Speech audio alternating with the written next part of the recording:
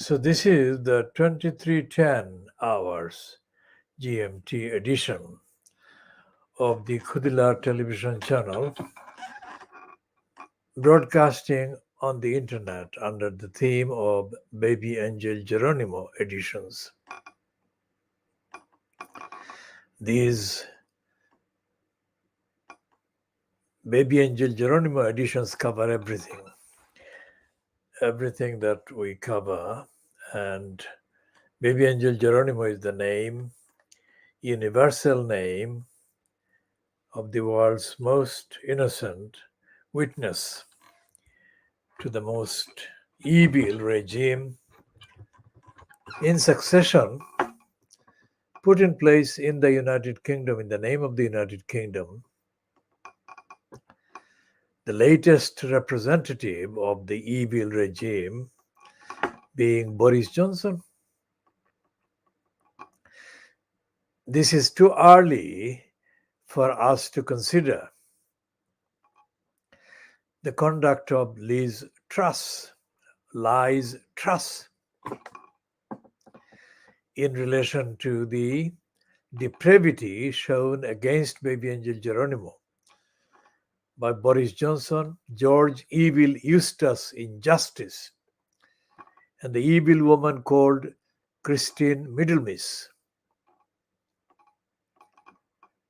Christine Middlemiss has been in post at DEFRA, the so-called UK Central Government Department, as the so-called chief vet.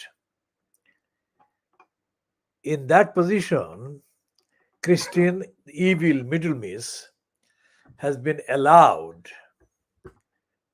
to confect, to manufacture, to invent over 4 years serial lies against baby Angel Geronimo.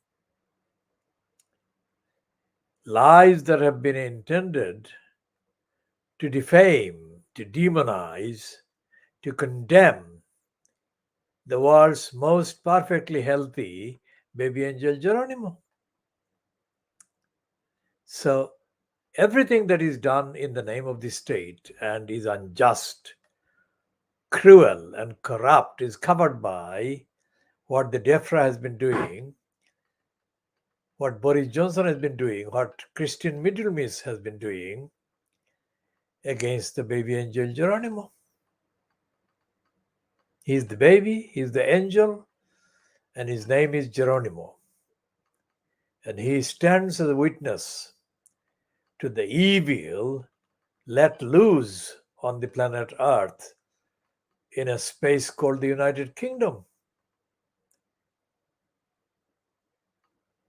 So this is the edition that is timed at 2310 hours GMT on Tuesday, the 20th of September 2022.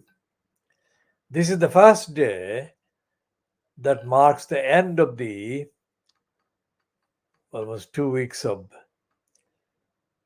brainwashed mourning conducted on a grand scale in Little England around the passing of Brenda, also known as Queen Elizabeth II, and the coming into, quote, the throne of Brian, Brenda's son Brian, also known as King Charles III. There is a piece in the Sky News Network, or is there? No, it's on the Times newspaper online, which refers to the hatred in the United Kingdom media and the establishment against Meghan Markle. We shall be talking about that in due course, not necessarily in this edition, but in due course. And there is also a piece somewhere on the internet suggesting that Oprah Winfrey has been hinting at a reconciliation between the Duke of Sussex and Duchess of Sussex and the rest of the UK so called royal family. Well, if that is the case factually, then it can only be based on Oprah Winfrey's connections, her close links with Meghan Markle, whenever that began, but it is very close now because of the heavy reliance that the dirty digger Murdoch's media and the corrupt Daily Mail has placed on that relationship for Meghan Markle's appearance on mainstream platforms and attracting the media attention. It is something that the racists at the Buckingham Palace that Brenda has been presiding over the last 70 years, they never, I don't think they ever understood or thought about the possibility that Harry and Meghan would get hold of a bigger media platform than anything the entire royal family had got access to. Oprah Winfrey is not just a name. Oprah Winfrey is the extension of the American media kind of operations. She is shameless, she is immoral, she is corrupt, and she is opportunistic. And she is absolutely grotesque in indulging in the way that the other billionaires indulge in and are shameless in indulging in. For all those reasons, it is not easy to match the resources that Oprah Winfrey has access to. Oprah Winfrey and Barack Obama are two instances of disgrace that are immoral and have disgraced the fight for justice against racism, imperialism, slavery. For all those reasons, Oprah Winfrey threatens the counterparts racists in the UK because they cannot dismiss her. She knows every little dirty trick that they know. And it is Meghan Markle who has got hold of Oprah Winfrey. And Oprah Winfrey is loving it, the relationship. She has got a real royal in her connection, in her club, namely Harry and his married wife, Meghan Markle, etc., etc. So we shall be continuing. We are not impressed by Oprah Winfrey's corruption, nor have we ever been impressed by the slavery and mental slavery and servitude of Barack Obama, the crook. How dare the criminal construct a multi-million pound mansion? How dare the criminal do that? We shall now move over to the continent of Asia and see what is happening in Pakistan, where Imran Khan has still been talking about revolution. The Hakiki Azadi, meaning that the independence of Pakistan from the British that started in August 1947. Pakistan ka matlab kya, la ilaha illallah. To what extent Imran Khan remains committed to that slogan, he of course remains to be seen. But the fact that he has been saying this slogan for as long as he has been saying it is in itself an event, a unique event that is really quite apart from many things happening in the USA and other parts of the world. That slogan, Pakistan ka matlab kya, la ilaha illallah, is really shaking all the Hindutva morons in India. The last thing the Hindutva morons, the criminal against humanity, Modi and the criminal against humanity, Amit Shah, the very last thing they wanted to hear anywhere was La ilaha illallah being shouted in the way that it has been being shouted in Pakistan. Apart from the fact that there has always been the surreptitious series of wars done daily through the Indian media against the Matlab Kya Pakistan La ilaha illallah. This slogan is an assertion that nobody imagined, not even Mamta Banerjee. Mamta Banerjee is the nearest Democrat that can be found in India at the present time.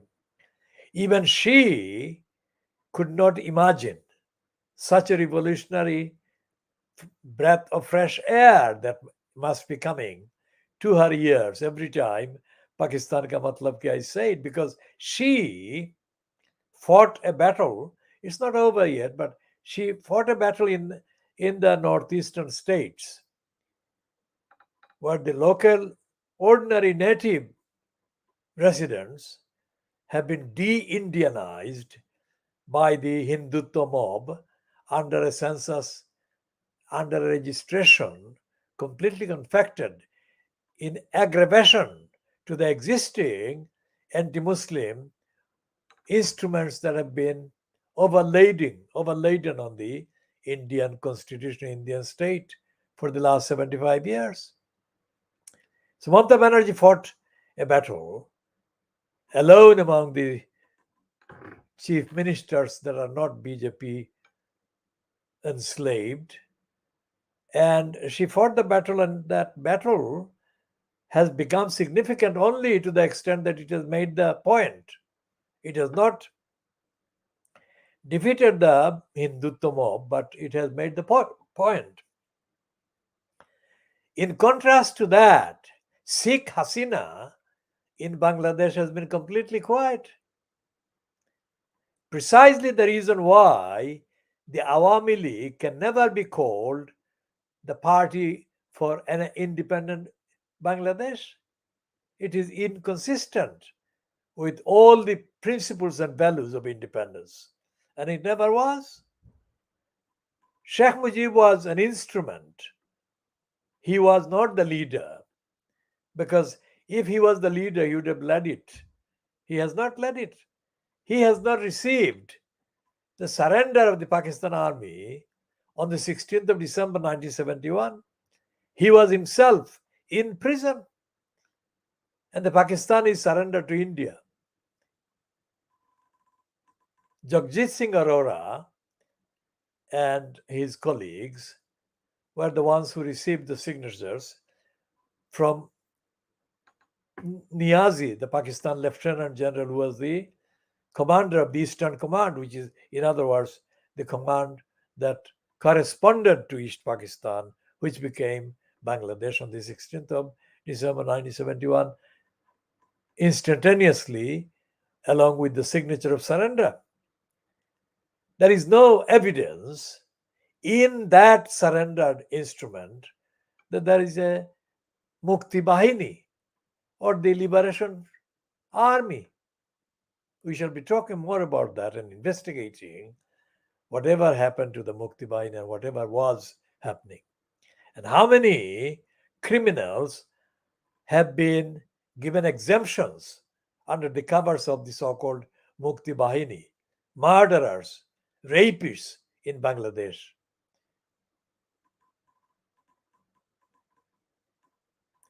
And in contrast to the Bangladeshi version of the so-called Jamaat-e-Islami, the Pakistani version, especially in Sindh, has become almost audible and visible. Now, the Pakistani Jamaat-e-Islami should be ashamed, should be absolutely ashamed of the role that it played in colluding with the Pakistan army in 1971, during which time We now know, we later knew, we knew after the events, this army was committing mass rapes, mass murders, and massacres of absolutely innocent people in East Pakistan. And the Jamaat Islami was complicit. The Jamaat Islami should be prosecuted for its complicity with the Pakistan army, as should the Jamaat Islami in East Pakistan become prosecuted. But instead of their being prosecuted, they have been subjected to a staged parade to suit the political propaganda for the Awami League. That has not brought justice to the people who have been massacred, raped, and violated in other indescribable ways. So we shall be talking about this in due course, and we shall also update on the seminar, short seminar held in Lahore of the Lahore Bar Association, where this man alone among all the speakers in the last 52 years has said that the real Pakistan was East Pakistan. Think about that. For 52 years, they have not said the truth, but that is the truth. And as I have been saying, that is the truth and has been the truth since 1905, which is what the man referred to that year. If it wasn't for the events of 1905, there would be no Bangladesh today. But does Sheikh Hasina have the brains to comprehend that, to understand that? Does any of her so-called advisors have the brains? Does the overhyped, overrated Kamal Hussein, the so-called constitutional law expert, have the brains to understand that? We shall be talking about these, updating on these, and these are all going to be contents that we are contributing independently, originally, and we have been doing this right from the word go. This is the KhoodeelaarTV television channel, Baby Angel Geronimo editions, coming to the viewer, whoever the viewer is or was or will be, timed at 23:10 hours GMT, within quotation marks UK, on Tuesday, the 20th of September 2022. Written by me, Muhammad Haq, presented by me, Muhammad Haq, edited by me, Muhammad Haq. Baby Angel Geronimo editions, KhoodeelaarTV television channel. Now, we talked about the events in May 1994 that took place in the Cannon Street Road in May 1994. Cannon Street Road is the main road, main street, on which the Wellstead House is situated. And there was a siege on the first floor. On the first floor of the Wellstead House, there was a siege, there was a hostage situation, and it was a hostage situation created by the brother of the young woman who was being held hostage. And I resolved that by watching and supervising and interfering and intervening until the siege ended about late evening on that day.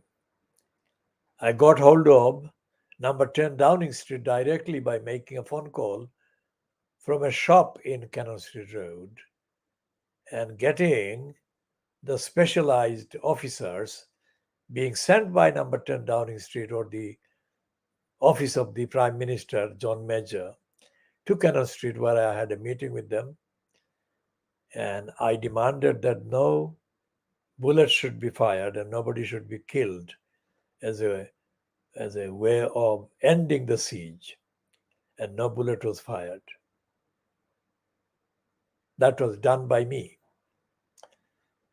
Me, not a minister of the government. Me, not a member of parliament. Me, not a member of the council. Me, not the leader of the council. But me, Muhammad Haq, doing the campaign, defending the community. Now I've been defending the community in the East End of London directly for 50 years almost now. And before I came here, I began defending the community from the 13th of June 1963. And the defense of the community includes everything. And the defense of the community has never, ever been dependent on my seeking or getting or hoping or expecting or even accepting any public money or private money for that matter. And it has not been dependent on, it has been dependent entirely on ethics and morality, spirituality, universality. Just that the saint Shah Abdul Ali, sorry, it's not Abdul Karim, Shah Abdul Ali, my great grandfather, conducted himself. He was the saint and he was based in Greater Chandrapur in the Gulabganj Thana in Silot in Bangladesh, situated to the east, on the east bank of the river Kushiara. And he did that. He lived more than 100 years ago. And he was a traveler, he was an educator, educationalist, and above all, he was a spiritualist and a spiritual healer. And he healed literally thousands of people. And my great grandmother, the wife of Shah Abdul Ali's son, is the source of all the information about the Ved Shah that I rely on.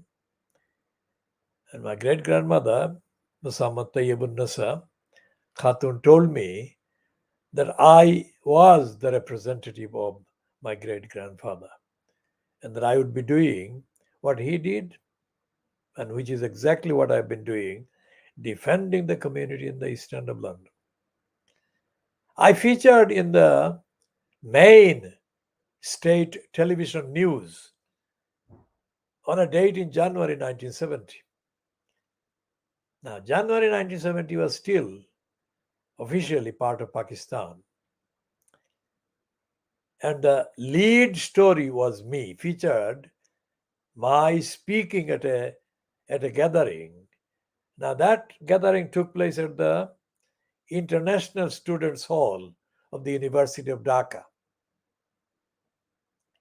And the reason I was featured there was not something I had anticipated or expected. I did speak there, but I had no idea that they would be recording it for the news bulletin for that day. And the seminar that I addressed by accident or by default or by not planning. This was a seminar this was a gathering of all the vice chancellors and principals of the institutions from across East Pakistan.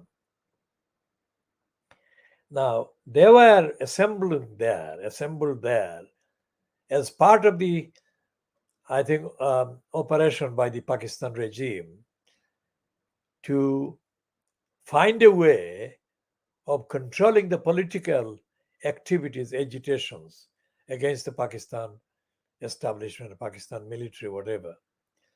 So these principals and vice principals and vice chancellors were talking about controlling the political expression of the students. When I observed this from the periphery at one stage, when I arrived there, I was not invited. I shouldn't have been invited because I was not a principal nor a vice chancellor, but I was just a very thoughtful individual observer, correspondent, commentator, whatever. So when I found the proceedings while moving very slowly intellectually, from the back of the hall, I shouted, "Objection to this." And instead of being given an answer, I was invited to come onto the main platform from where I spoke. And I'm not quoting myself, but I spoke essentially about the duties of the institutions, moral, ethical, and political duties, not duties as connected with any political party or any particular manifesto. But I said that the truth should be told and honesty should be asserted, which is the theme that is my theme, my life activities theme. So a summary of that was, of course, used by them, and they showed me as the main person walking. They must have filmed me while I was walking to the stage. So that was in January 1977. That is 52 years ago, 52, nearly 53 years ago. So when I spoke there, I spoke with my own moral authority that actually superseded, overtook any authority that all these combined vice chancellors and chancellors and principals of the country had at that stage, at that moment. What does it show? It shows exactly what I was capable of doing, I was doing every time I intervened. That is the kind of result that happened. The impact was spontaneous and instantaneous at big events intellectually. Just like across the road, across the race course, from that, this is the International Students Hall that I'm talking about as the venue. Now, across the kind of complex building complexes, and beyond that was the race course. And beyond that, on the other side, was situated the Institute of Engineers, where about 4 years previously or 3 years previously, I had again, without any plan, without any intention, addressed Zulfikar Ali Bhutto. 9 questions I addressed to him. Unlike the event at the International Students Hall, this particular encounter was not televised as far as I could see or I can see, but it was worth televising and remembering and analyzing, which is what I've been doing. And what I said to Bhutto had far more, far reaching impact than what I said in January 1970. Because my intervention against Zulfikar Ali Bhutto made sure that the Awami League survived as a political party at all.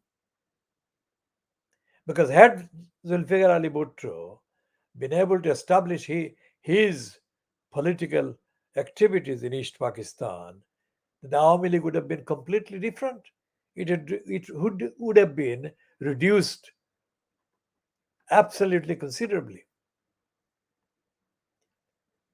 And the events that took place in the race course and elsewhere later would have been different. So we shall be talking more about all of those. And one of the things that two things that Zulfikar Ali Bhutto did, quite apart from his idiocy and his inability to answer me on 9 separate occasions at the Institute of Engineers, Zulfikar Ali Bhutto did two stupid things during 1971. He addressed the United Nations General Assembly and he was verbally quite aggressive. He was verbally aggressive, but intellectually he was not as coherent as he should have been, or as he could have been if he actually knew the facts. he stated a series of words and phrases of defiance against the United Nations demands. But those were empty defiance. That is the one thing that I noticed he was being stupid. And the second thing was his greeting of the, Indian manipulated hijack of a helicopter from India to Pakistan. And Zulfikar Ali Bhutto's stupidity in getting to the aircraft and greeting the so called escaping pilot or whatever. That was absolutely stupid and idiotic. Something that then Indian Prime Minister Indira Priyadarshini Gandhi. Now that is a Priyadarshini is a killer word. Priyadarshini, my goodness. Even Ian Mikado, one of the MPs in Tower Hamlets, addressed Indira Gandhi in her absence as Madame Gandhi. All these so-called left-wing British Labour Party MPs and politicians were absolutely charmed and fascinated by Indira Priyadarshini with her Priyadarshini looks, while her father was having it off with Mountbatten's wife, Edwina Mountbatten.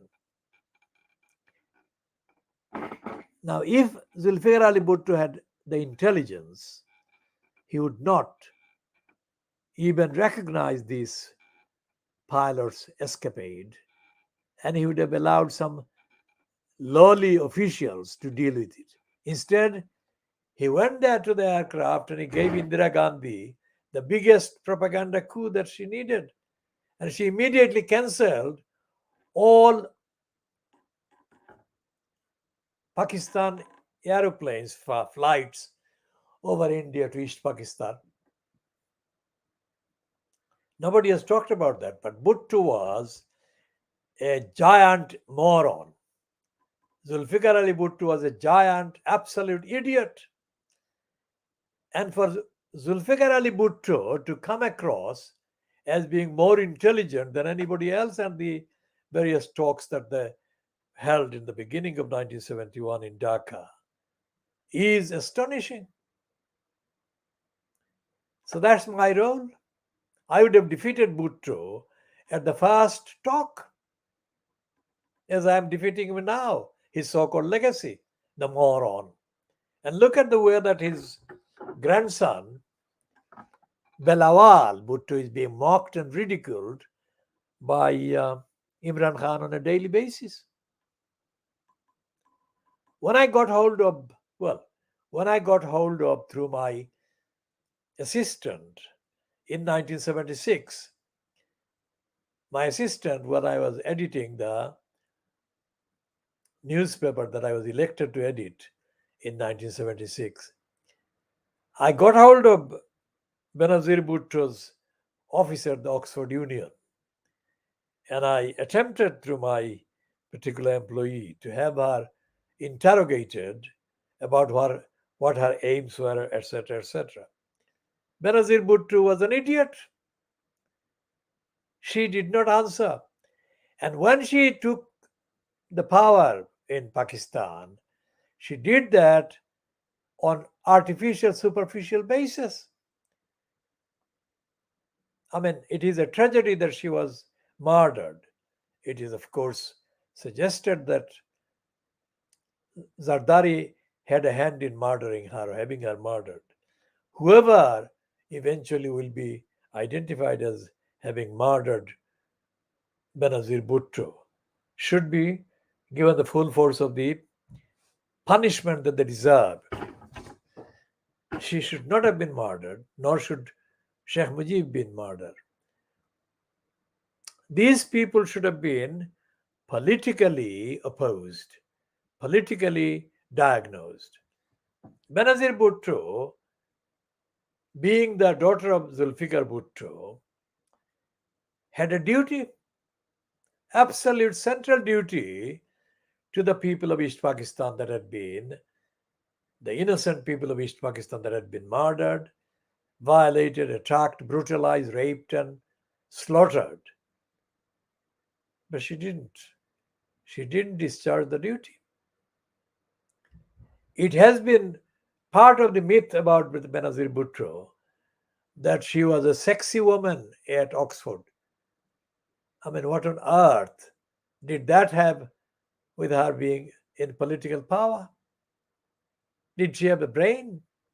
Did she have the brains? Did she have the actual consciousness, the duties and the obligations to do the duties to the people of the families, the individuals that had been raped, violated, murdered, massacred?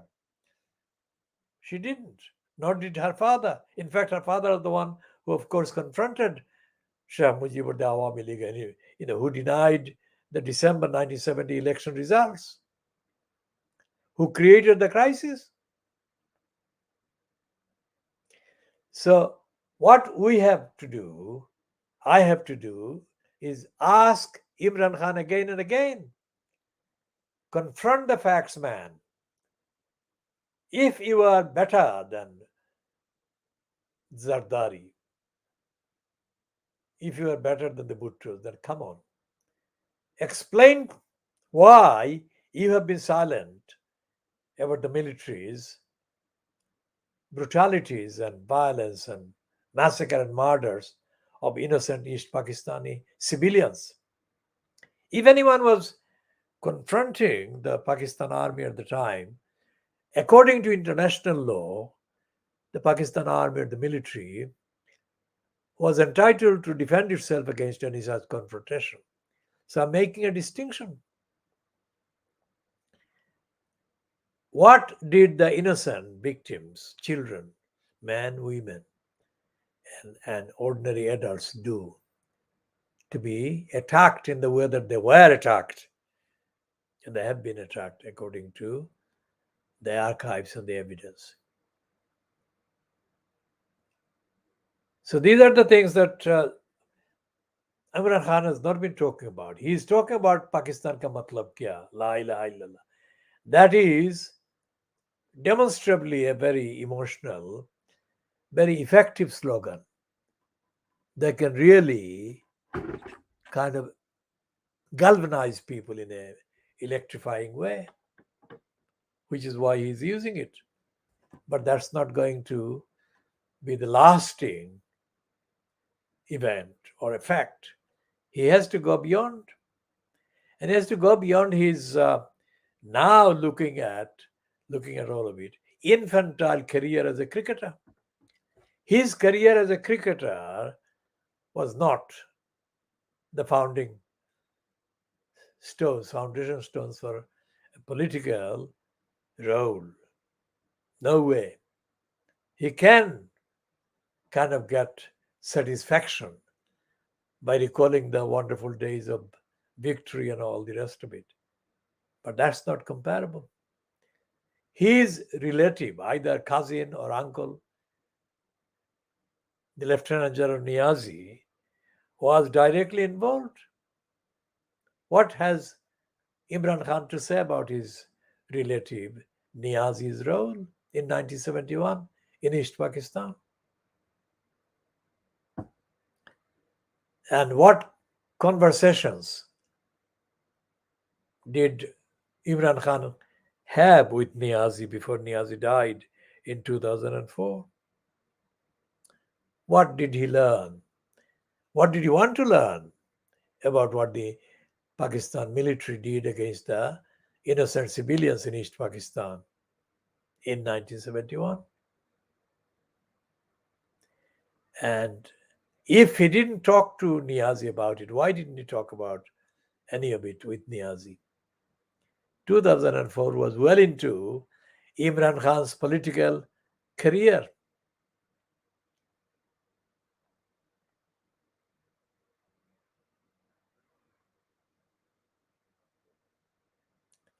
I took my mother and my siblings to a village called Purushpal in the Bianivazar Thana area. from Greater Sundarpur. We went across the field and we went to Purushpal. And the reason why we aimed for Purushpal is one of my father's sisters was married in a village in Purushpal. So we went to her house and we stayed there mainly for a week or so before we returned to Chandrapur.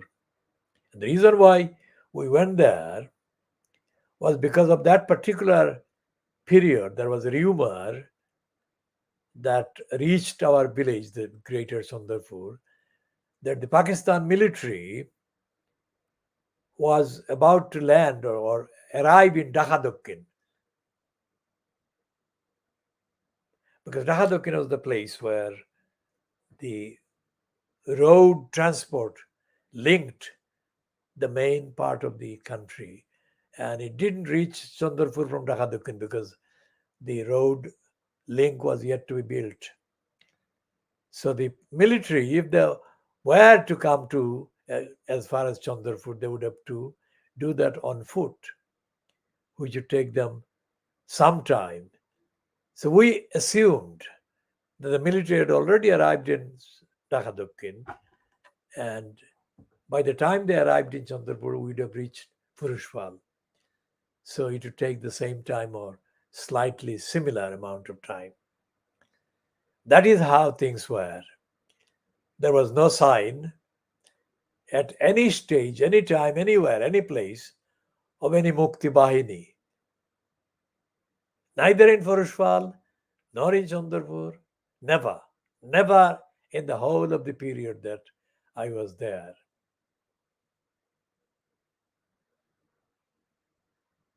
So all the accounts about the various heroic activities need to be held to account, had to be scrutinized item by item. I had an encounter with this one of the Mukti Bahini so-called alleged ex-commanders who became deployed as the High Commissioner in London in the UK, Bangladesh High Commissioner in the UK. I had the encounter quite typically.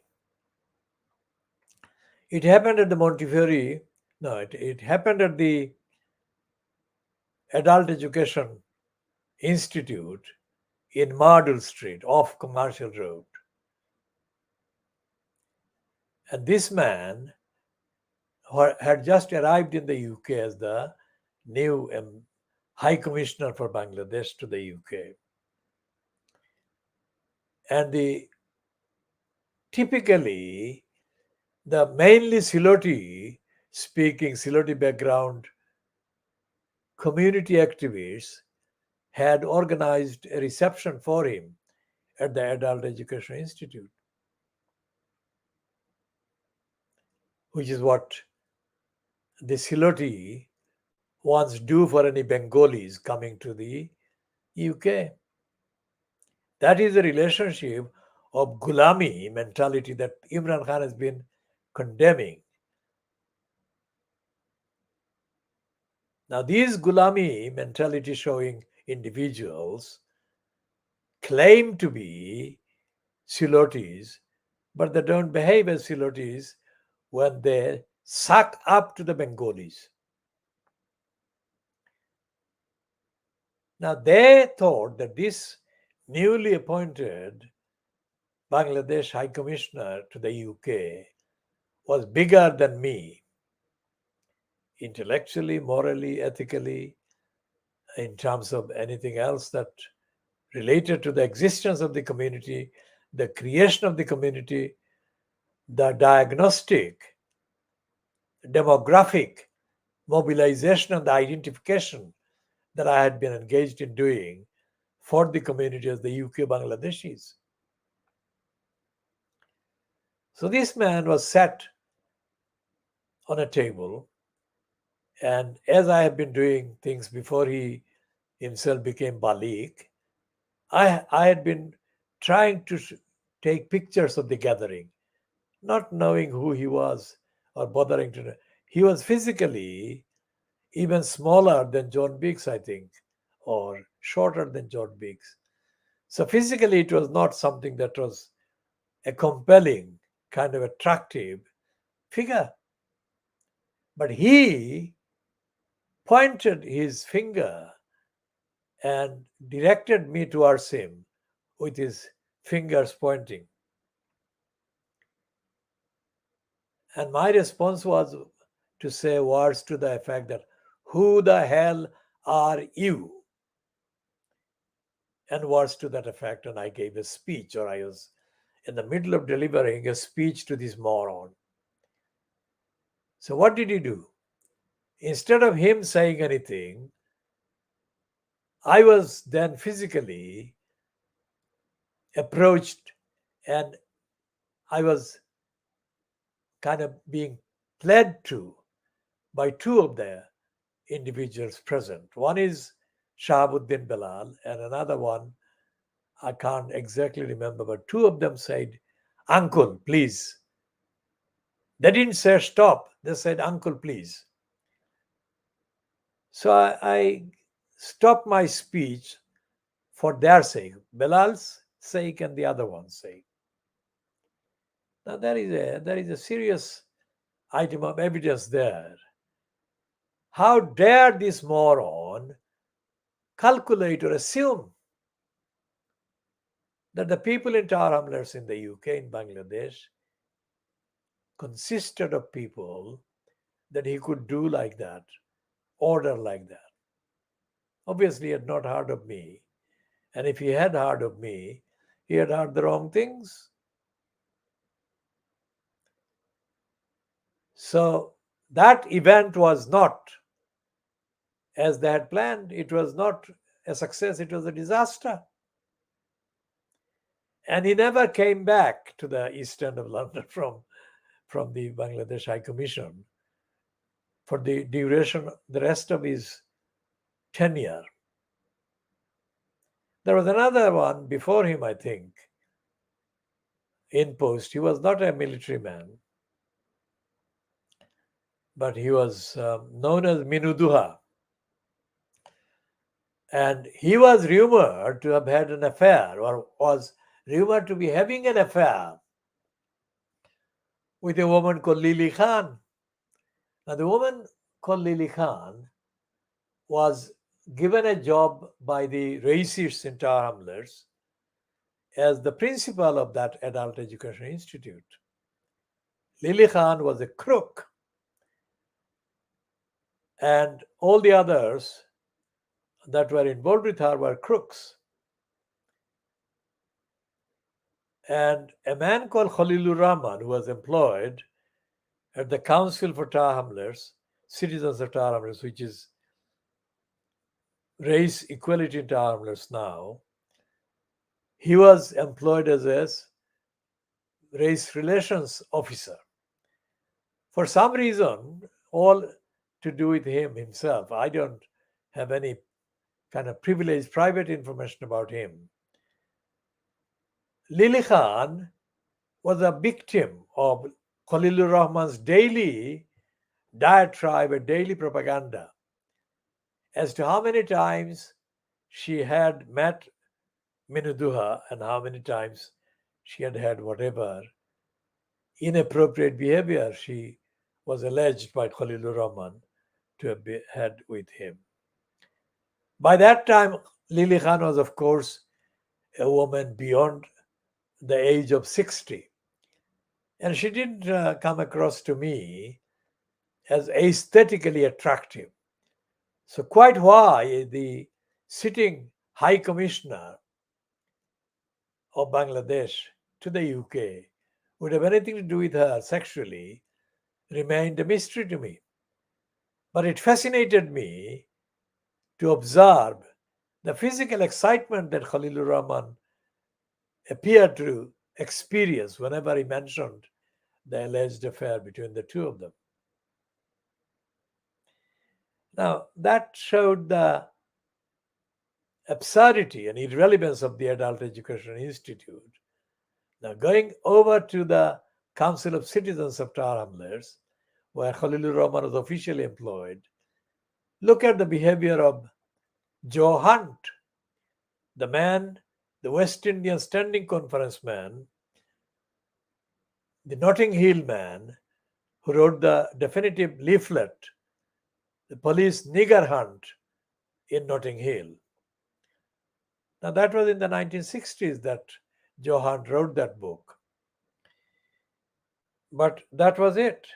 Joe Hunt didn't have a political manifesto to mobilize the community, even the West Indian part of the population. So, what do?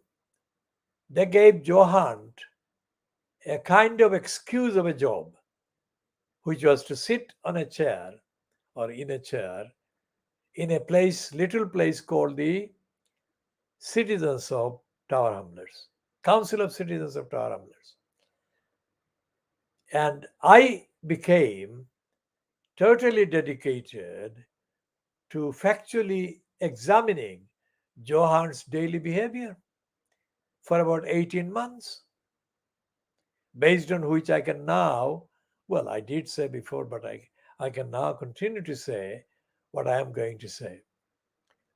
He was a vegetable sitting there in the chair, and every attempt, and I think that anyone who has listened to me or has correspondence with me or has conversed with me would agree that I'm an original conversationalist covering original topics and issues and whatever. All my skills and all my efforts at applying my skills at conversations with Joe Hunt, with the aim of establishing what on earth he was doing, sitting there all day, they were sabotaged by Joe Hunt failing to answer or refusing to answer. It made the task very difficult for me, even more difficult for me to understand, as Joe Hunt, even indoors, would wear very dark glasses. So I couldn't see his eye movements. Now, when he stood up, Joe Hunt was more than 6 foot tall. So if he stood up in a group of people and he was photographed, then people would think that he amounted to something, but he didn't. Intellectually, this man who was credited with being a campaigner about police racism aimed at the West Indian community in Notting Hill area, he was a spent force. And he appeared to be married to a white woman much younger than him, who looked much younger than him, and who would come daily in a car drive. She would drive and she would pick him up. I think she would drop him as well in the morning. But whenever she dropped him, would have been too early for me to arrive on the scene. So I only witnessed the times that this woman picked him up in the car. There was a mixed race child visible while she was doing the picking up Joe Hunt. And the woman was totally discreet, totally, absolutely silent about any issues. Unlike the woman that had the affair with the now late Shitanandan. Shitanandan was a Sri Lankan man who was given the kind of excuse of a job by the racists at the Institute of Race Relations. His name is Shivanandan, but I call him Shit Anandan. Shit Anandan was a very disrespectful, ungrateful moron. But the Guardian thought he was the sage. Shitanandan insulted a woman in 1978 in front of me at a weekend event held at the university, the Polytechnic of Middlesex Polytechnic. That happened weeks after Altavali was murdered. But That event had nothing to do with Altaf Ali's murder being the subject. It was a general kind of weekend for discussing the bourgeois type of anti racism. One of the speakers and participants was the playwright David Edgar. These people are totally devoid of intellectual depth. The so called white left is completely devoid. But on that occasion, in June 1978, I noticed Shitanandan insulting a woman because she had dared to question one of these things that he had said in his spiel as a speaker. And instead of answering the woman's legitimate and well articulated question, Shitanandan accused her of not being married to him, as if that was the condition for him to reply to her question, that she had to be married to him. How the fuck? And this Shitanandan has been celebrated by the liars in the Guardian as the sage. And the Shitanandan operated the Institute of Race Relations for decades by barring people access to it. Why am I talking about Shitanandan? Because he was effectively married, that is to say, sleeping with this white woman, Jenny something. And this Jenny was the racist instrument that hardcore racists kind of recognized when Shitanandan made contracts for funding and whatever other things. So, unlike the Jenny, the Shitanandan was not married to or having sex with the woman that had the audacity to ask him the question at the Middlesex Polytechnic event. Anyone who wants to know why I call him Shitanandan should know that by now. Why I call him Shitanandan.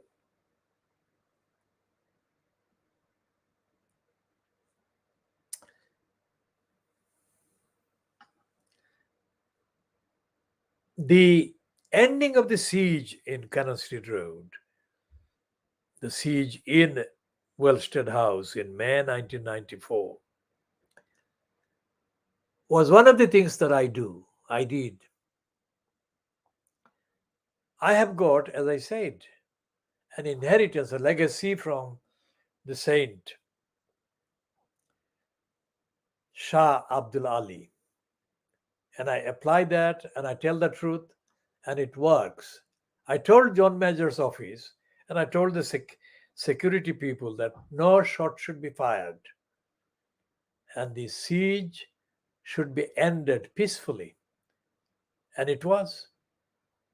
And the boy was arrested. And when he was processed for prosecution, general kind of routine thing, prosecution at the initial hearing at the or appearance at the Thames Magistrates Court on the Bow Road,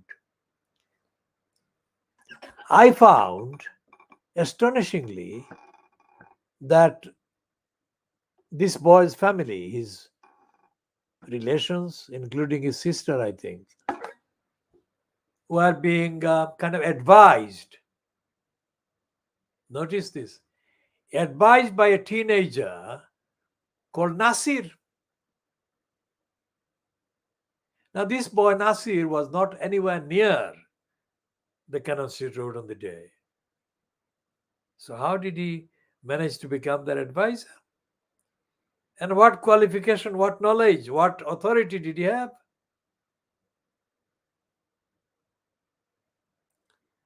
Answer is that the Nasir was being groomed as a criminal by Kumar Murshid, who escaped being convicted by an elaborate manipulation of the evidence that included the manipulation of the evidence by embroiling this same Nasir in Kumar Murshid's criminality.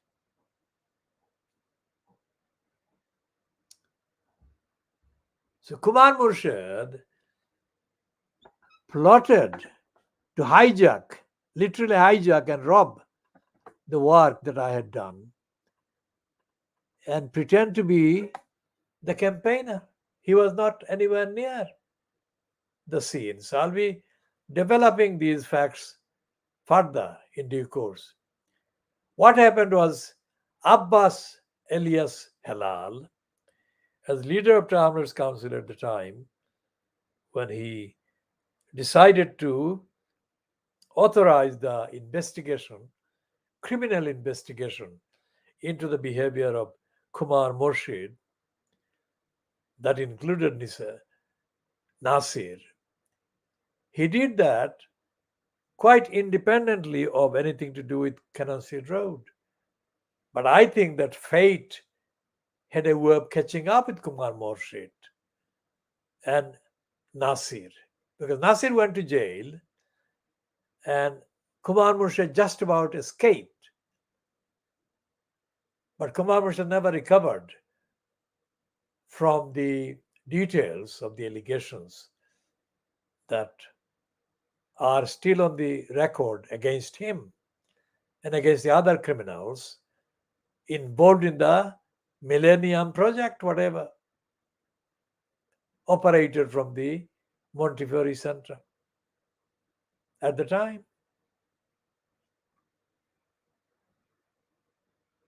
So, as I said, Kumar Murshid should be expecting a series of legal claims against him based on his thefts, series of thefts. That one, as well as his appearances on the BBC Newsroom Southeast, falsely claiming that he was related to Quddus Ali.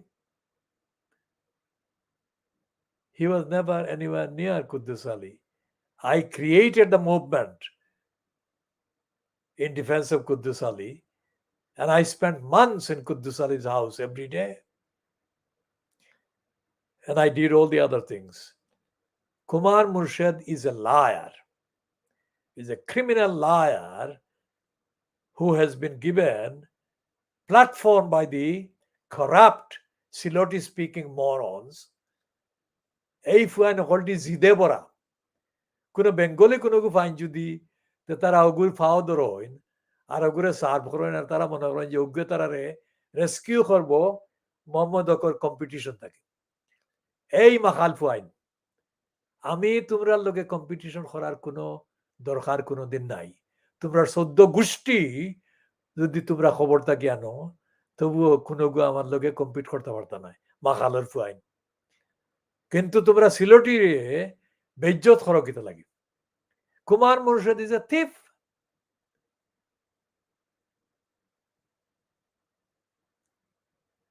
হে যখন আরো বেটা restaurant capture করলো central London এই সময়ও silty ফুয়াইনতে তারে সাহায্য করছে ই ফুয়াইনতে জানেন তার নাম কিতা তারারে কত দিছে কুমার মুর্শিদ আমি জানি না কিন্তু কুমার মুর্শিদা তারারে পয়সা দিছে আর তারারে গুন্ডা হিসেবে ইউজ করছে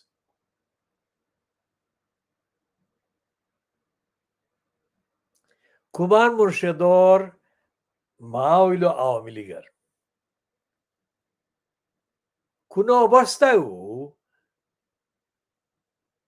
জগন্নাথপুরের কোনো মানুষের লগে তার সম্পর্ক হওয়ার কোনো কথা নাই বালাগঞ্জের কোনো মানুষের লগে তার কোনো সম্পর্ক হওয়ার কথা নাই অথচ হে বেইমানে করছে বিবিসি নিউজ রুম সাউথ ইস্টও অন্তত হে 6, 7, 8, 9, 10 বার এপিয়ার করছে আর সবসময় তারে ডেসক্রাইব করছে বিবিসি নিউজ রুম সাউথ ইস্টে যে হে কুদ্দুস আলীর কুটুম এই বেইমানের ফুয়া জগন্নাথপুরের মানুষের লোকে তোর কুটুমিতা কিলা হইল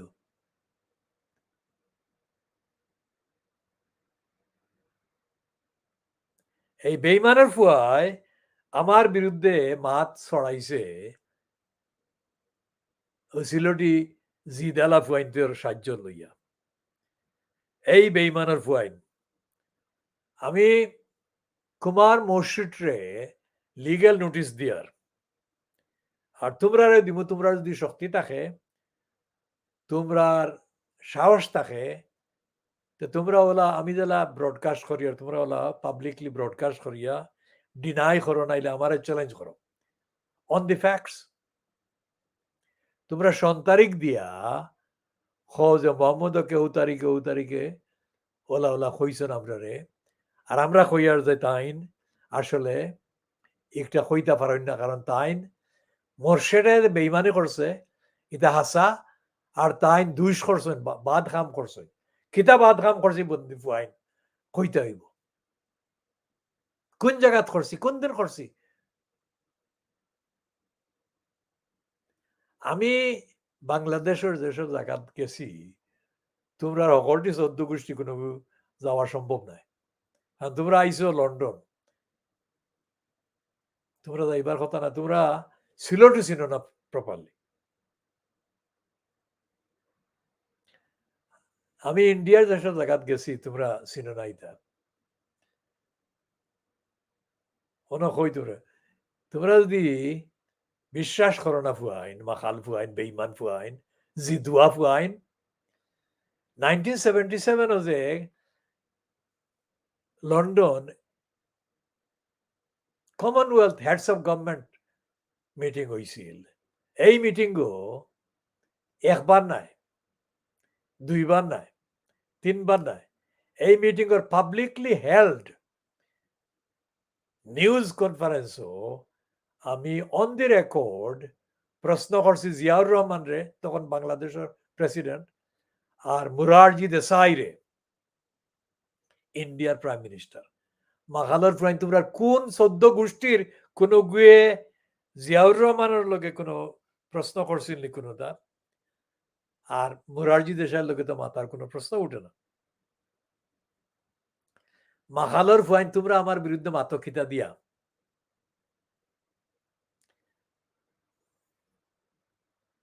বেইমানের ফুয়াইন, তোমরা খেগুর কোন সম্পত্তি আমি নিছি বা নেওয়ার দরকার আছিল আমার, বা দরকার আছে আমার, এক ফুয়ার কাছ থেকে আমি 70 পাউন্ড নিছি ব্রিকলেইনও। এই ফুয়ায় জানে তার নাম কিতা। ফুয়ায় যদি চ্যালেঞ্জ করে আমারে অন দি রেকর্ড, আমি বাকি কই মনে। ফর এক্সাম্পল, হে কিলা মাইকেল ক্রুকর গুলামি করছে, আর মাইকেল ক্রুক রে খুশি করবার লাগি তার রেস্টুরেন্ট থেকে আমারে কোর্ট অর্ডার দিছে বারোই দিতাম কি, কারণ মাইকেল ক্রুক রে আমি শান্টিং দেওয়াত আসলাম এই সময়। এই ফুয়া এখন মুখ ফুলাইয়া এখন মাতে না, জবাব দেয় না। এই ফুয়া জবাব দে, নাইলে চ্যালেঞ্জ করা মারে অন দি ফ্যাক্টস। বেইমানে মাতিস না।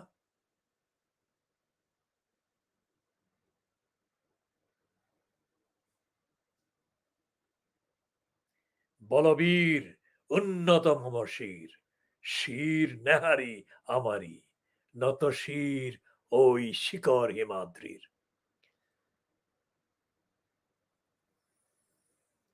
আমি এইগু কবিতা নজরুলের কবিতা বড় করে কইলেও আর খান্দার রুমও এক বেটিগু আছে আইয়া সিআর বিআই দেয়, গতিকে আমি মাতিয়ার নাই গু রাইত রেকর্ড করি, আর গতিকে আমি এগু পুরা দিনও রেকর্ড করবো যে প্রোগ্রাম, তখন আমি সারা নজরুলের বিদ্রোহী কবিতা আমি পড়িম।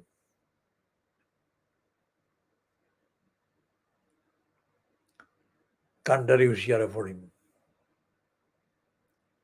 আচ্ছা, সিলেটর একমাত্র রেডিক্যাল নাম করা কবি দিলওয়ার।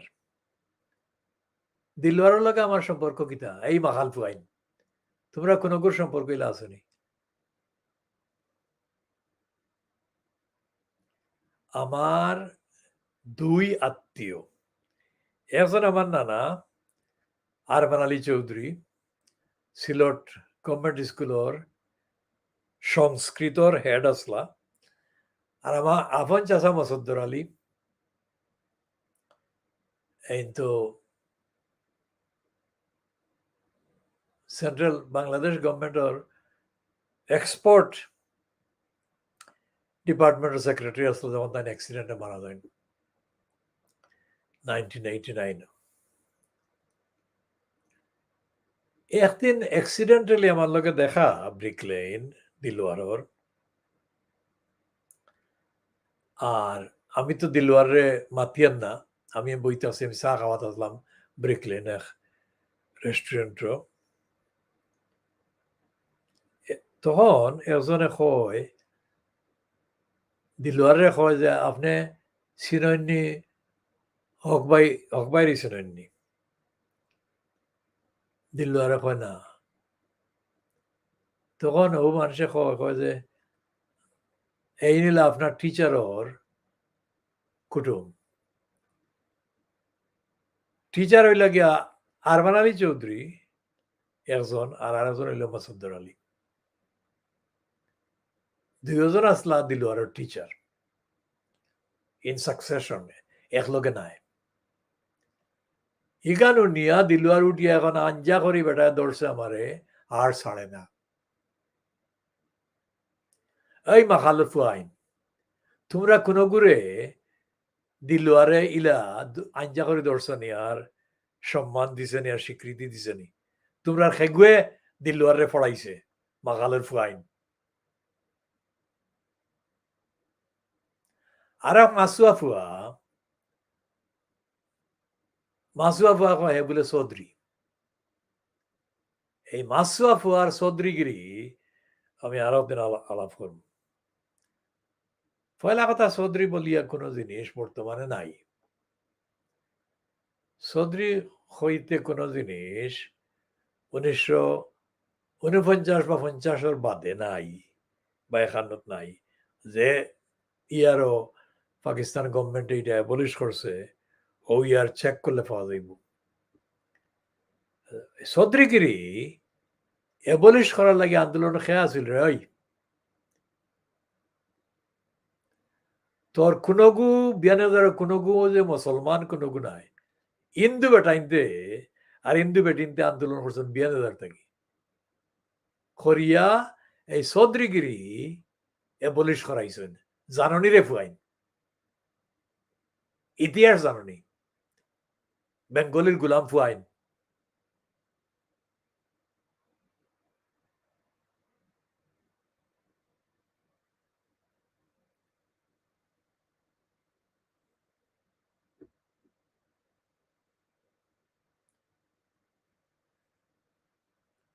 এক ফুয়ায় ইমেইল সার্কুলেট করছে এক গোলাম ফুয়ায় সার্কুলেট করে কইছে আমার কথা কইছে যে কমিউনিটির কোনো সাহায্যত আমার কোনো অবদান নাই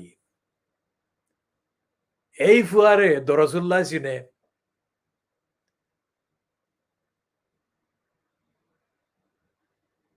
দরজুল্লাহ চিনে আর এই ফুয়া আমার কাছে মাফ চাইতো মাফ যদি চায় না ডাইরেক্টলি তো দরজুল্লাহরে দিয়া এই ফুয়ারে দি মাফ চাওয়াইয়া লইম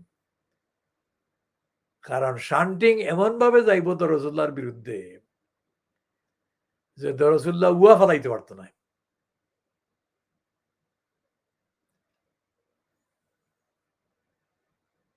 2006 যখন তুরন মিয়ার দোকানও হ্যানবারি স্ট্রিট আমরা হেড অফিস খদিলার হেড অফিস চলতো রাত 2টা-3টা পর্যন্ত তখন অবায়তনে যায় দরজুল্লাহ আর তুরনের দোকানও তারা থামে দরজুল্লাহ তখন অ্যাক্টিভ কাউন্সিলর তাইলে অ্যাটলিস্ট লেবার পার্টির অ্যাক্টিভ মেম্বার আর দরজুল্লার মুখও মদর গন্ধে খান্দা দুবাইল যায় না মেইন কারণ হইল তারা ডরায় যে তারার বিরুদ্ধে পার্সোনালি আমরা খুদিলার ক্যাম্পেইন থাকি কোনো নয়া উদ্যোগ নেননি, কোনো পদক্ষেপ নেননি। কারণ হল বাংলাদেশে যখন কাউন্সিলর তখন আসিল পোস্ট 2006 ও 2005 এগুন তো ডর হইল তারা যে কাউন্সিলর পদ আড়ায়নি, তারা ডরি কেন না যে তারা সুর হিসাবে প্রমাণিত হইব, বেইমান হিসাবে প্রমাণিত। কারণ তারার বংশর মেজরিটি যে বেইমান ফুয়াইন, এদের বংশ বেইমান। যে একটা এই ইমরান খানে খর ওই যে নওয়াজ শরীফ রে আর তার ভাই শাহজ শরীফ রে আর ওই বুট্টুর নাতিরে বেলাওয়াল বুট্টুরে বেইমানের ফুয়াইন। ইন্ডিয়ার যে টিপু সুলতানে যে ফাইট করছেন ব্রিটিশের বিরুদ্ধে, এই বেইমানের ফুয়াইন তো জানেন টিপু সুলতানের কথা, সিরাজউদ্দৌলার কথা না জানে ইনডিরেক্টলি, কিন্তু টিপু সুলতানের যে সাহস, যে বীরত্ব এবং যে ফারসাইটেডনেস, যে এবিলিটি, এটাই ফুয়াইন তো জানেনি।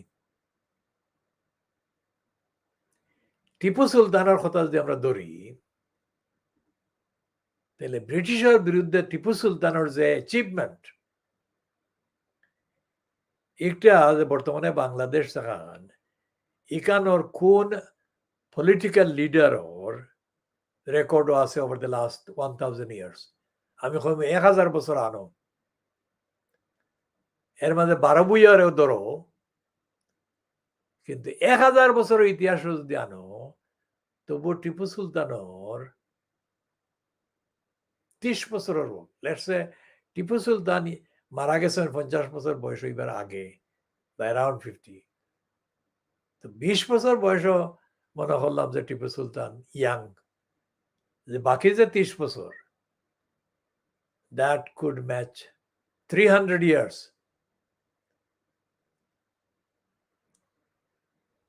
spent by so many other so-called leaders.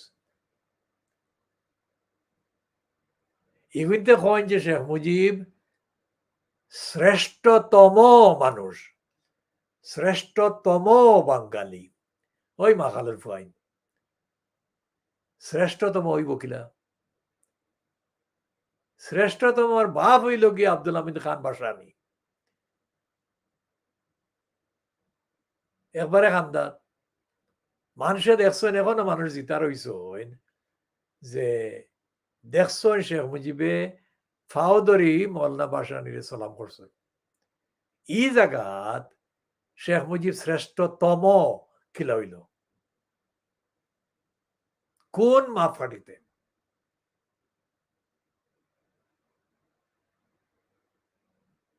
কোন ইভেন্টে?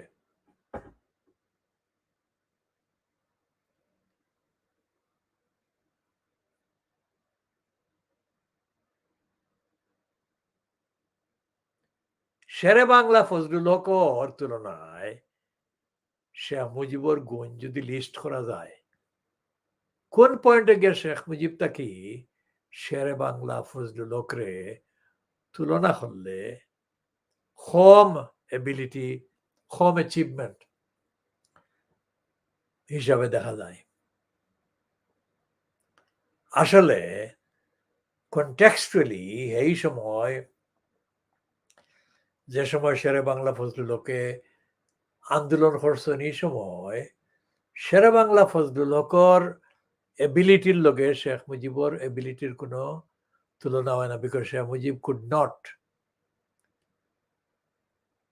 যে সময় পাকিস্তানের ফ্রিডম আছিল, ইস্ট পাকিস্তান ফ্রি কান্ট্রি হিসাবে, তখনও শেখ মুজিবে কোনো ওয়াইড রেঞ্জিং কোনো অ্যালায়েন্স পলিটিক্যালি আনতে পারছেন না, আনার কোনো চিহ্ন দেখাইছেন না। অথচ শেরে বাংলা ফজলুল হকরে নন বেঙ্গলি মানুষে স্বীকৃতি দিছে, যে ধরনের খামর্দার স্বীকৃতি দিছে ব্রিটিশের বিরুদ্ধে, যে সময় যে জাতীয় স্ট্র্যাটেজিক কারণে, স্ট্র্যাটেজিক আইডিয়াজ স্বীকার করিয়া তারা দিছে তার নাম শেরে বাংলা। সিমিলার কারণে বেঙ্গলি বেটি, খুব ট্যালেন্টেড বেঙ্গলি বেটি ওয়েস্ট বেঙ্গলর সরোজিনী নাইডু, সরোজিনী বন্দ্যোপাধ্যায় বিয়া হইয়া নাম হয়েছে নাইডু। সরোজিনী নাইডু মোহাম্মদ আলী জিন্নারে 1917 ইংরেজির যে biography, political biography Sarojini Naidu লেখছেন মোহাম্মদ আলী জিন্নার তারিফ করিয়া। এইগুলার ফিল্ড গিয়া তুলনা করলে দেখা যায় যে সিমিলারলি শেরে বাংলা ফজলুলকর পক্ষে এই জাতীয় তারিফ করা যায়।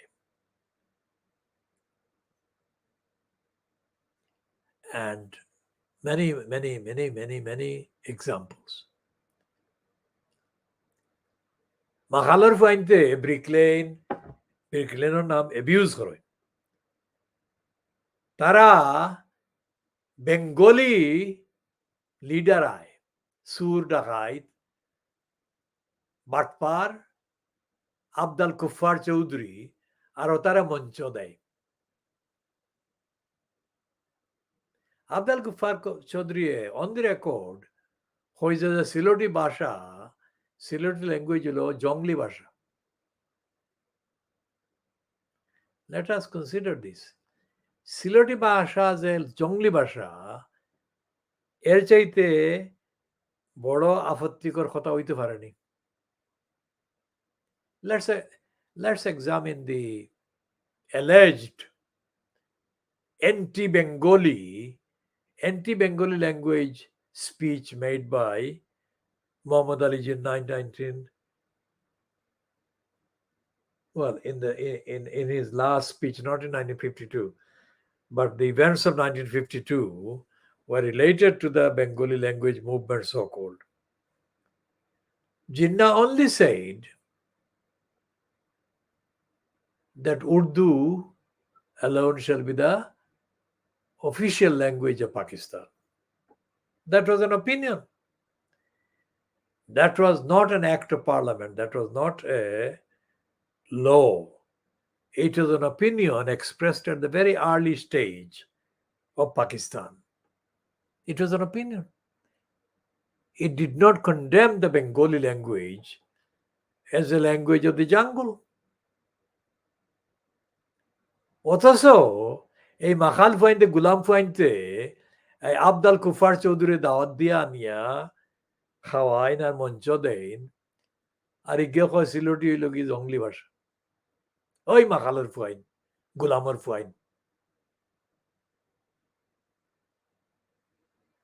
তোমরা কোন রাইট আছে রে গুলামর ফুয়াইন কইতা যে তোমরা সিলেটি?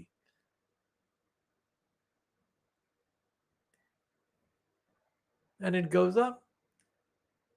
কুমার মুর্শিদে ডাকাতি করিলাই, করিয়া নেয় গিয়ে আন্দোলন সারা, আর এই গুলাম ফাইনতে দালালি করেন।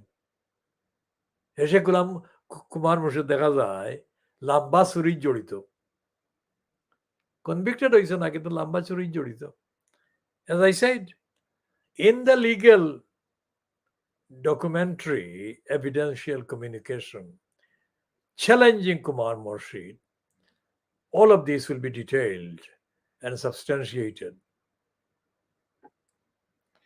So he can reply, কোন বারিস্টারের ধরব জানি না, কিন্তু I welcome this boy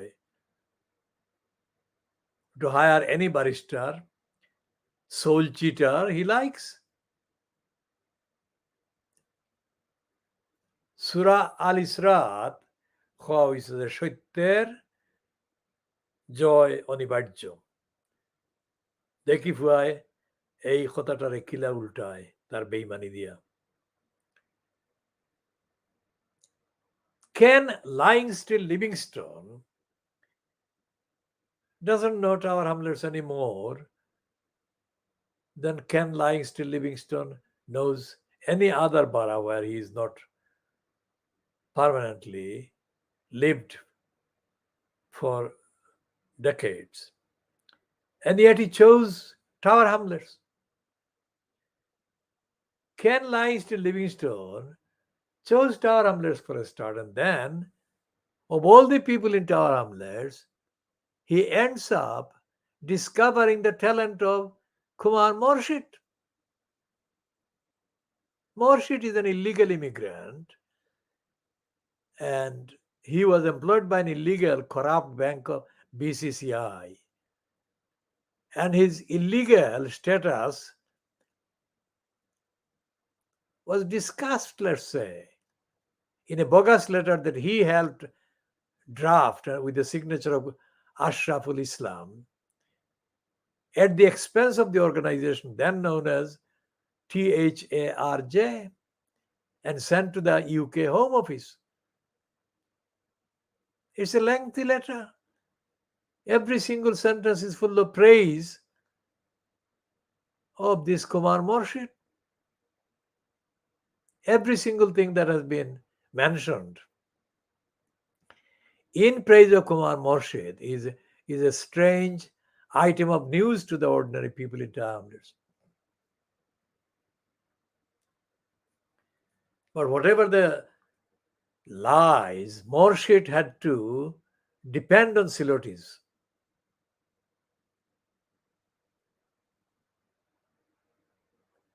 Apparently, when people from Silot go to Dhaka, when Morshid is in Dhaka, let's say, they're hardly ever invited to Morshid's apparently affluent family home. Where did the affluence come from?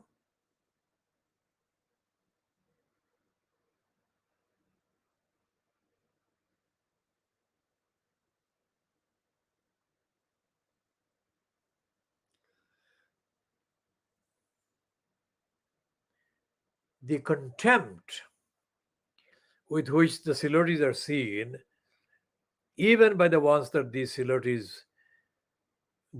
go out of their way to give support to in their settlement in the UK.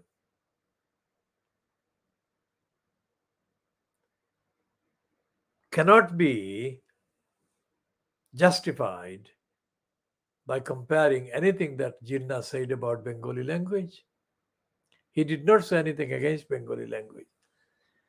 He said things about Urdu language, not quite the same thing. In any case, when I went to an event organized in the Osborne Street by Irshad Hussein's former ambassador to France, a very dodgy individual based in Birmingham called Tony Hawk. And it was supposed to be celebrating the Bengali language and its international status. So on the platform there was a placard or a banner written in English. Obvious point. I said, how do you write in English when you are supposed to be marking the success of the Bengali language? And that so upset Abu Tahir, previously known as Abu Tahir Singh Company, who has since become a Chaudhry. Abu Tahir became so upset that for months after that he stopped talking to me.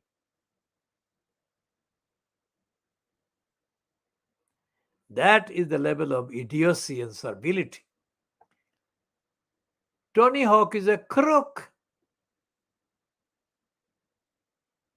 In any case, that particular objection by me was actually something that was praised by a man who was attending the event from the Bangladesh High Commission. And that man, at least for the temporary period after my intervention, continued communication with me and along the lines that he agreed with me, and it was logical, it was rational, and all the rest of it. The point I make now, many years later, to Abu Tahir,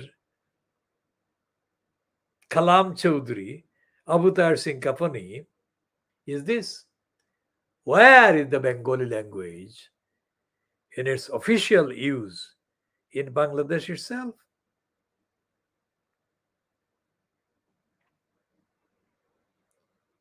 What part of Bengali does Abu Tahir Singh Kapani represent?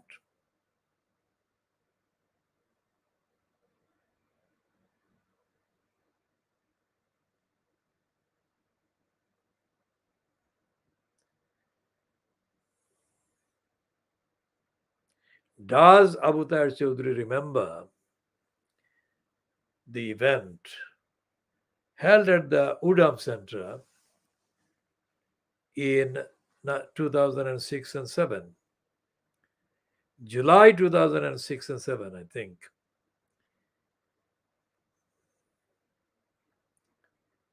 where he organized the event.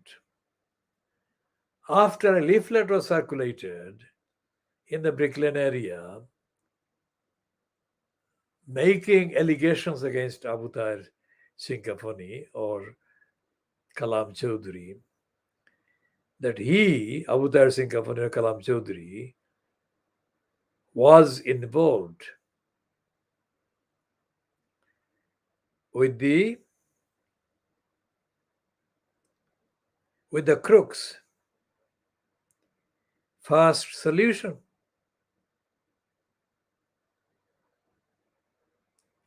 After Abu Tahir Singh Kapani invited me to attend, I attended it in good faith.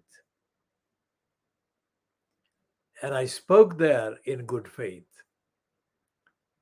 And there was a huge picture of me published in the Bengali language outlet that Abu Tahir was connected with. But the huge picture was not accompanied by any content based on what I said. I asked Abu Tahir Chaudhry why. Why did he leave all the stuff that I said there? Most of what I said was unique and uniquely praised by the people present. Why did Abu Tahir leave that out? In any case, the meeting was not covered in that paper, Bangla Post, as being about the allegations against Abu Tahir Chaudhry. The meeting was wrongly and falsely falsified by Abu Tahir to come across as being about the Bengali paper Bangla Post. The leaflet that had been circulated by Abdul Salik, according to the claims, that leaflet was nothing to do with Bangla Post.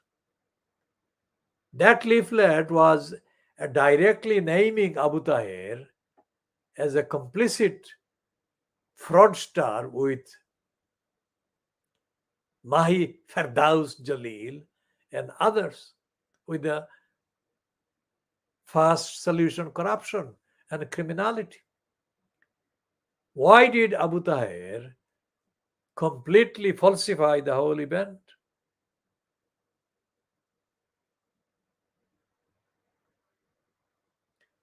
Raising the question about George Galloway, there were several articles that Bangla Post carried, giving credit or attributions to George Galloway, who was Member of Parliament at the time for the constituency of Bracknell Green and Bow. Every time Bangla Post carried a piece by George Galloway or a piece giving credit to George Galloway, I wrote a response, I wrote a reply, and every time Abu Tahir promised that my reply or response would be published. It never was. Did Abu Tahir tell a lie every time he spoke to me, or did somebody else suppress the piece?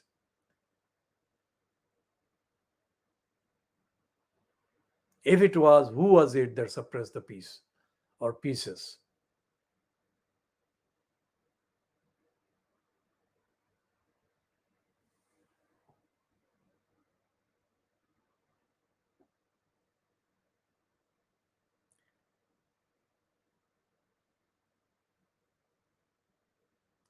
Abu Tahir Chaudhry or Kalam Chaudhry, Abu Tahir Singhafani or Kalam Chaudhry, said in front of a witness in the corner of the street where his house is, in front of a witness. The witness is a man from Borishal, Bula. Is it Shamsur Rahman? I have to check the name Shamsur Rahman or Sam Rahman. That man is not an ordinary resident of our hamlets, but has, for strategic personal reasons, acquired private properties in Tower Hamlets. The man's ambition was to become a Lib Dem politician. The man has been sabotaged by his own duplicity. But he did witness my conversation with Abu Tahir. When I accused Abu Tahir of all kinds of falsifications, and Abu Tahir protested, saying that I had given people so many kind of names, as if my giving those people the names constituted some kind of wrongdoing. I only assigned names based on their behavior. I didn't invent anything. I didn't make up anything. And I didn't distort or deny the evidence ever. I never shall, and I never have done, never had done, never have done, never will do, never do.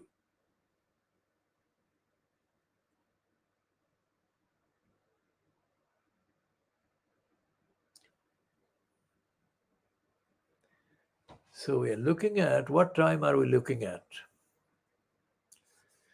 Looking at the time.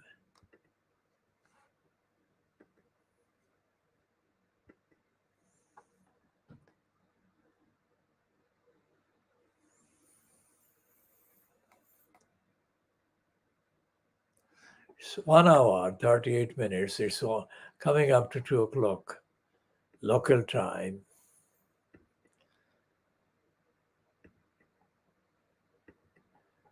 When Lutfur Rahman was forced to have a meeting with me sometime between March and I think April 2014, Lutfur Rahman committed a series of wrongs at that meeting, in holding that meeting. Because that meeting was nothing to do with Lutfur Rahman's personal relationship with me. I had no personal relationship with Lutfur Rahman. I don't have, I never will have, I never had. That meeting was supposed to discuss series of criminality, wrongdoing done by Tower Hamlets Council and by Lutfur Rahman. So the meeting should have been attended along with Lutfur Rahman by at least 2 senior post holders in the mayor's department, if not from other departments. Instead, the meeting was not attended by any known employee in post at the time of Jobless Council. It was Lutfur Rahman and then this infant called Jubair Ahmad. I call him the infant Jubair Ahmad because when he challenges me, I shall give the details of his entire life history. How dare this boy, Jubair Ahmad, lie to me, lie about me? So there was this infant Jubair Ahmad, and there were a couple of others. And then, as I was waiting there for the meeting to start, I saw a man appear as if he had been running and he has been sweating as he was running. Probably he was told to come as fast as possible because of the need to start the meeting. Who was that man? Abu Tahir. Now, why would he go there? I asked him as he was going in before I entered myself. He refused to answer me properly. And he only partially said that he had been asked to come. I had not asked him to come. So when the meeting began, I asked Lutfur Rahman, why were these people there?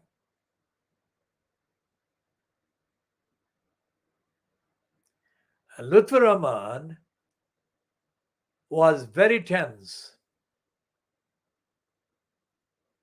He didn't answer. Now, Lutfur Rahman can never answer truthfully any question anyway.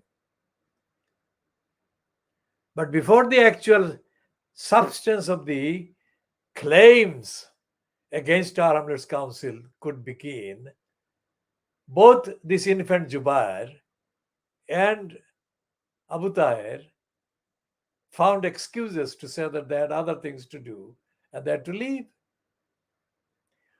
which meant that Lutfur Rahman was continuing to abuse his position and insult me and do damage to the community.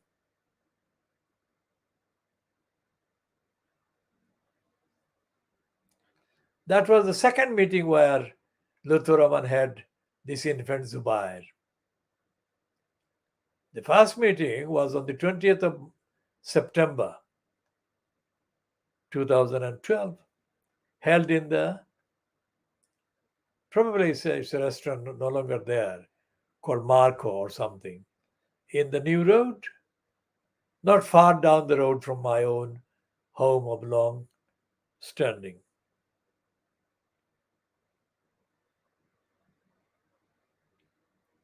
So that was typical of Lutfur Rahman, having no council employees present to take notes or make an official record of the meeting. Lutfur Rahman can expect the follow-up legal demands that have been overdue. And Abu Tahir can expect legal demands as to why he was there. What on earth was he doing there?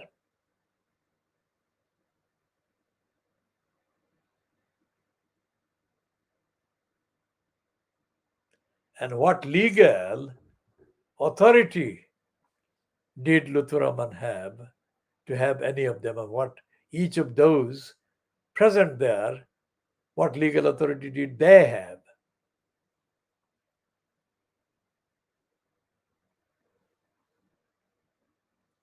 When I had a number of meetings with Rabina Khan behaved in the slipperiest way, most unreliable, dishonest, and creepy way possible. Did she think that she was being cleverer than me, or what? Where is she? Is she an MP for the Lib Dems or sucking up to the Lib Dems in the House of Peers?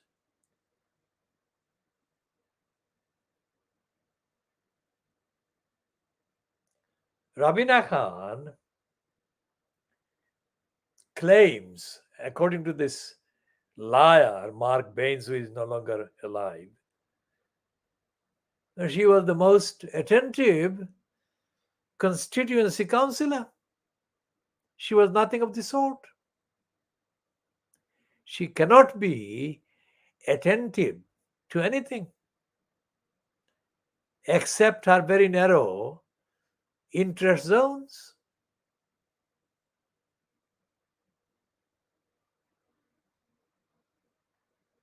Shadwell is the ward, council ward, that contains the largest per capita number of criminals coming from the Bangladeshi background. How did they become so grossly involved in crimes and criminality in Shadwell, where Rabina Khan is the most overhyped local councillor? Rabina Khan is a serial plagiarizer of issues. She has a kind of corrupt deal with the Independent online. Whenever there is an issue, Rabina Khan surfaces as a commentator. And reading the comments, there is no iota of truth in what she says. In fact, she says nothing. She collects various interpretations and paraphrases them and puts them under her name. And then she's described in her entry, wiki entry, which is completely false, as a writer, novelist, storyteller, this, that, and the other. She is one of the most fantasy prone individuals going in the so called Tower Hamlets politics. The Lib Dems, who have adopted her foolishly, are as racist now as they were before.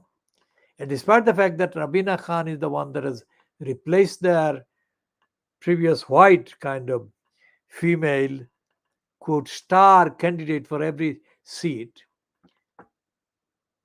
they have not made any headway. In fact, the Lib Dems are losing support. In fact, they have no program. Not in Tower Hamlets, not in Newham, not in main parts of London.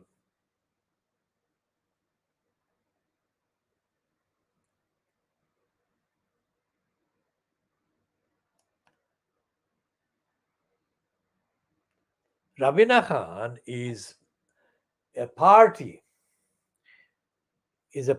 to the collusion from Tower Hamlets Council with the crooks in Tower Hamlets community housing. That collusion has involved the organized theft of huge volumes of intellectual properties, original intellectual properties created, organized, mobilized by me and the movements that I mobilize and organize and operate and promote and advocate. So Rabina Khan can expect a comprehensive, detailed set of legal demands. Where would she take them? What could barrister will she take them to?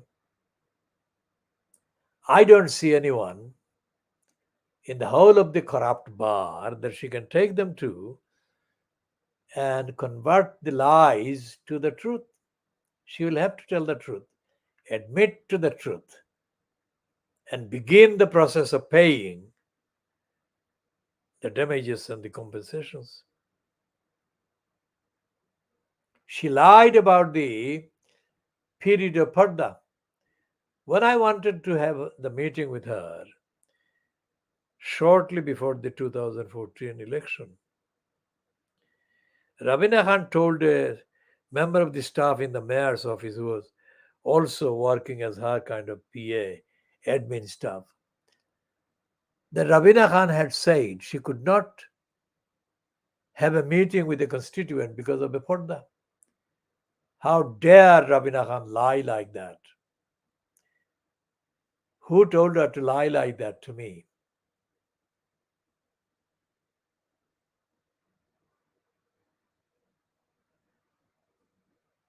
So Rabina Khan is one of the dozens of liars that have been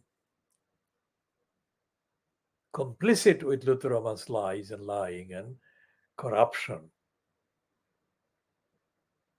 And the corruption has not only not stopped, but there is no evidence, there is no sign that any of the perpetrators is even aware of their obligations to atone for the lies, express remorse, apologize, and start compensating people, the victims of their criminality and their lying and their wrongdoing and their denials and their complicity and their collusions.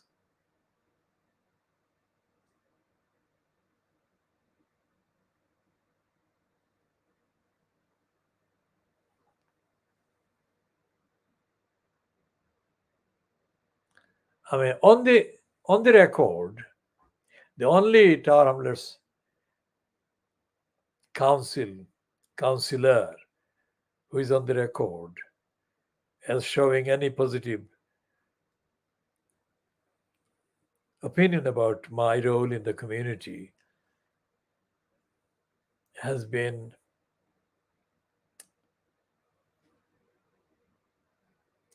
one person who was a deputy for a time. And he did that, I think, although it is not clear, but he must have said the things he said about me under influence from other people, including from Lutfi Rahman. Because he, this individual, knew that he had done wrong. For example, on the 14th of September 2010, at the Troxy, where I was filming the gathering, this individual came from behind and pushed me from behind. So I sent a letter or a number of letters to Lutfi Rahman asking for this individual to apologize or words to that effect. There was no apology, there was no acknowledgement. But I think in a circular way, they conspired to stage an appreciation of me on the occasion of my asking a formal question to the full council. I shall come to that, more of that later, not necessarily in this edition, because this particular edition is coming to about the length of 2 hours, I think, 1 hour, 53 minutes or 54 minutes. So we shall be going on for a few more minutes and then we shall call this one to an end. As I said in various editions before, the so-called petitioners against Lutfi Rahman have been behaving unjustifiably since Richard Morey's ruling of the 23rd of April 2015, because these petitioners, I make an exception about one particular petitioner out of the four, Debbie Simmons. She was not part of the cabal. So I take her out of the particular list, and I don't condemn her for the time being for the reasons I've just stated, because she's not part of the other three. Those other three, especially Ajmal Hussain, has been grossly sucking up to John Biggs to such an extent that in June 2016, Ajmal Hussain made an entry into the Micro Business Center, and he pushed past me as he went into the meeting, and he walked straight to sit next to John Biggs. Ajmal Hussain owes an apology for that. And if he doesn't, he will be receiving the legal letter. Ajmal Hussain, going back to Sylhet, has no background to behave that way to me, ever, anywhere. And if we talk about the defense of this community, Ajmal Hussain should not be not only apologizing to me for that behavior 100 times, but he should be doing it forever, for the rest of his life. Ajmal Hussain appeared in Brick Lane from nowhere. And if the evidence he admitted as presented before the election commissioner Richard Mori is to be believed, then Ajmal Hussain is a self-confessed thief, fraudster. He stole money from the Swedish government.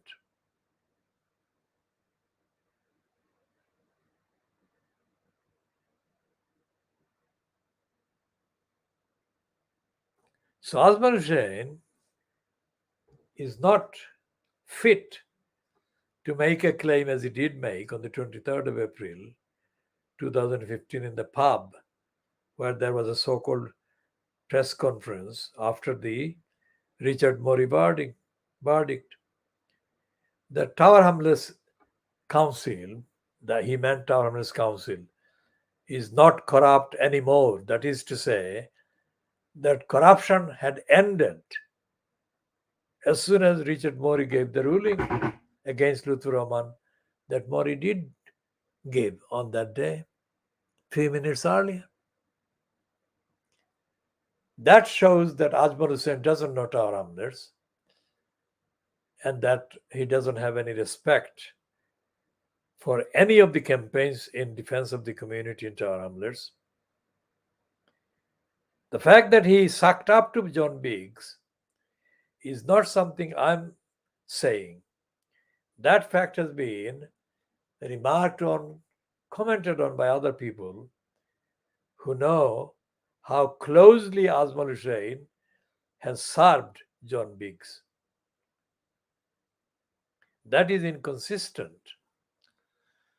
with any claim that Ajmal Hussain can ever make against corruption, against criminality, abuse, unaccountability, etc. As for the UKIP woman, who was one of the other three, other than Debbie Simmons, what can she probably do that will be against corruption and criminality? That UKIP woman, as she was known on the date, has not been heard of or heard from about corruption in the time that has passed since the 23rd of April 2015.